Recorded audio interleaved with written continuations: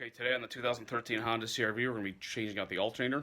This car has about 92,000 miles on it. The original alternator is fine right now, but I'm upgrading the audio system significantly, so I'm actually putting in a high-output alternator.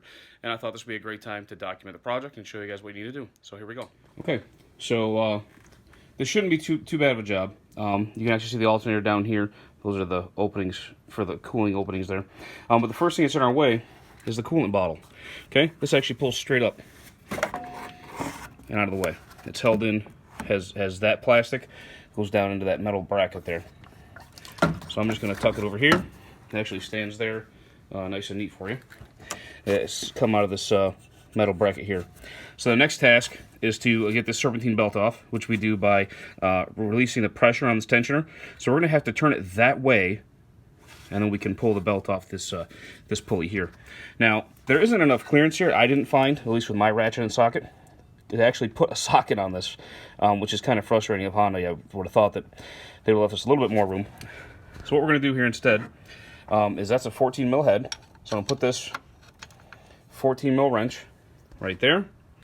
And it needs more tension, or at least for me, than you can do just by pulling on this.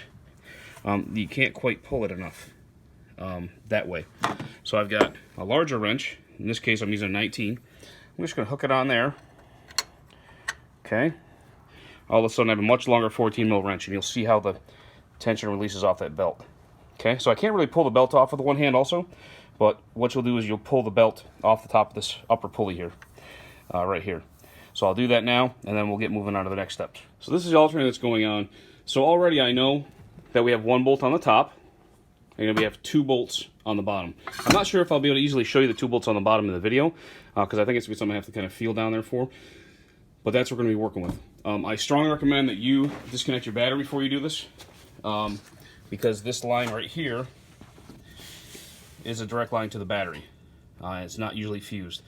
So you want to be very, you want to disconnect your battery and then continue to use extreme caution while you do this. So as we saw on the new alternator, this is going to be the top bolt. And like I said, I'll have to feel around the bottom of this. I can actually feel not too far down there with the tips of my fingers, those lower bolts. So I'll pull those. First I'll disconnect these electrical connectors and tuck them out of the way. Then I'll get down and get the bolts out. What I'll probably do is I'll probably do the lower bolts first and then come up and get this top bolt. And that should work just great. Okay, so I started with the two lower bolts on the alternator like I mentioned. Those are the two there. This is the top one. The reason I wanted to start with the bottom ones is because they were really hard to reach. Well, they were harder to reach than the top one.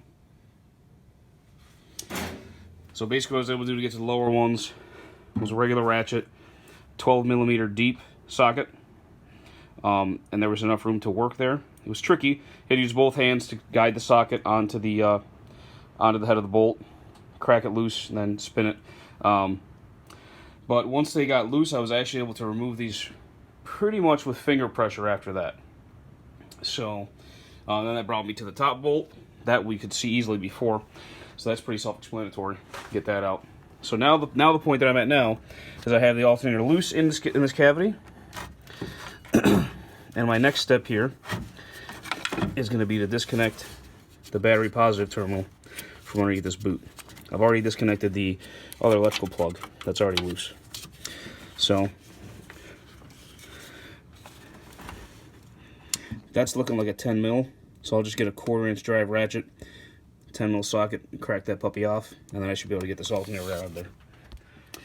Okay, I was able to disconnect the electrical connector, or the battery positive lead. Now, I'm trying to get you a good look down here. This whole harness is now clipped to the alternator body way down here. Okay, so what I'm using here is I'm using a indoor panel tool, interior panel tool. And I'm going to try and reach down and just pop that loose so that I can pull the alternator out. That's the last thing holding us in now. You may be able to use a screwdriver, something else for this too, if you need to. But okay, well that works too, because it just broke the clamp that holds that harness, so it's not connected anymore. So that should work. So I'm having some trouble getting the alternator out. So I remove just this pulley. It'll be 2 12s, one here, one there.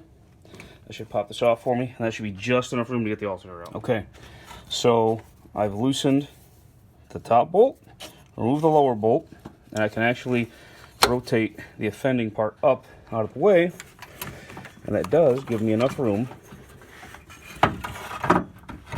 just enough room to pull this baby out. I have to work around a couple little things here, but it'll come out now. It's out of the depths. Okay, so the alternator's out of the way now, and I'll try and show you the best I can here about the belt routing, because I know that can sometimes be a question as we go through these kind of projects.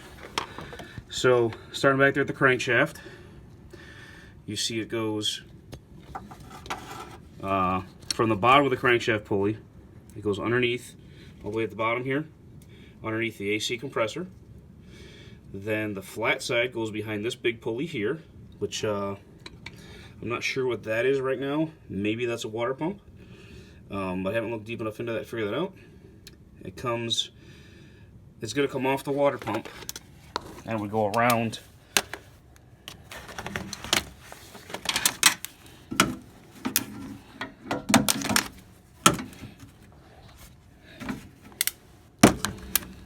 it's tough day today. Okay, so it would come off the top of what I think is that water pump, and then you'd have the alternator here, which obviously I just took out. Okay, now then it's going to come across the top of this pulley. Then it's going to come forward again. The flat side is going to go around the tensioner pulley. Okay, flat side around the tensioner pulley.